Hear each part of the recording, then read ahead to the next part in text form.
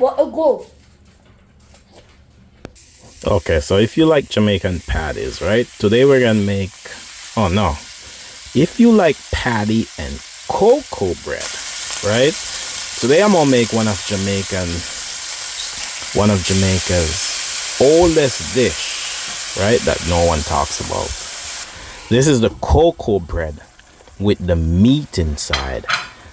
Jamaican calls it a meatloaf, right? If you went to school in the 80s and the 90s, you've probably had a meatloaf. A meatloaf is more expensive than a patty. Has more meat, and it's like, oh, so delicious. So delicious, right?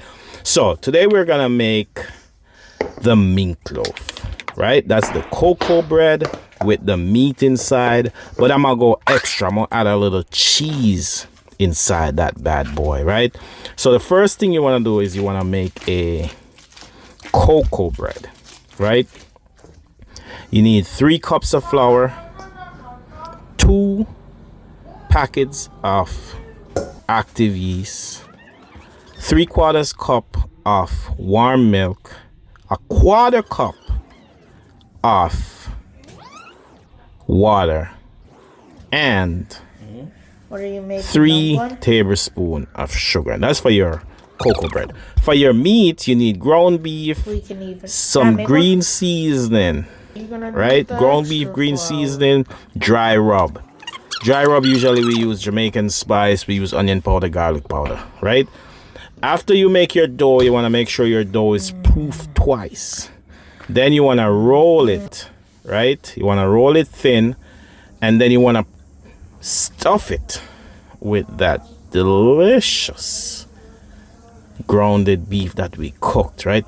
Oh, I forgot. In the ground beef, the key to that is gotta put a little breadcrumbs. If you don't put the breadcrumbs, you're not doing it right. That's the key, is the breadcrumbs, right? So you're gonna make those bad boys just like you'd make some patties. Then you're gonna brush it with extra butter, right? Extra butter. We like some butter, right?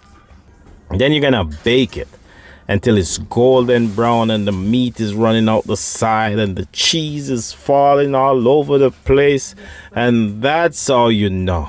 Oh, look at that.